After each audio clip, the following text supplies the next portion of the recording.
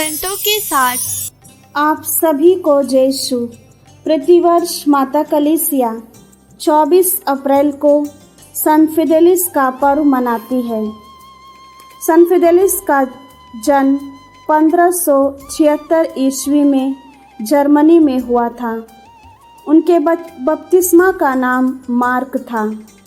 वह सौभाग्य से प्रकृति और कृपा दोनों से संपन्न थे और इसी में उन्होंने अपना जीवन आगे बढ़ाया। उन्होंने सदाचार और धर्मनिष्ठा में अत्यधिक दिलचस्पी दिखाई और इन गुणों को अपने जीवन का सार माना।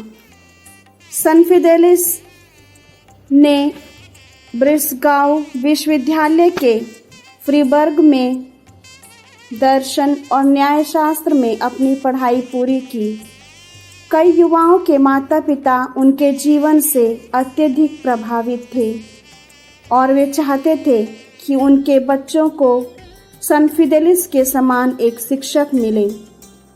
उन्होंने अपने जीवन के द्वारा अनेक शिक्षकों और युवाओं को आकर्षित किया।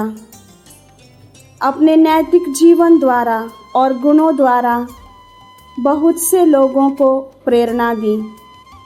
संत फिदेलिस अपने पिता के समान वकालत का कार्य करते थे, किंतु वकालत के इस कार्य में उन्हें कोई दिलचस्पी नहीं लगी, क्योंकि उन्होंने देखा कि वकालत के कार्य में न्याय नहीं हो रहा है और उन्हें ये पसंद नहीं आया।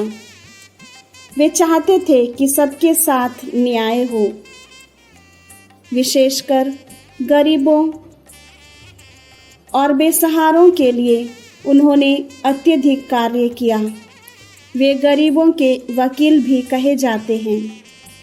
वकालत के इस कार्य में जब उन्हें दिलचस्पी नहीं लगी तो उन्होंने ये कार्य छोड़कर कैपुचिन मठ में प्रवेश किया और एक पुरोहित बनकर अपने जीवन के द्वारा अनेक लोगों को प्रेरणा दी। उन्होंने मालाविंती, पवित्र बाइबल और प्रार्थना को अपना शस्त्र मानकर प्रभु यीशु के पवित्र क्रूस पर दृष्टि गड़ाकर अपने जीवन को यापन किया।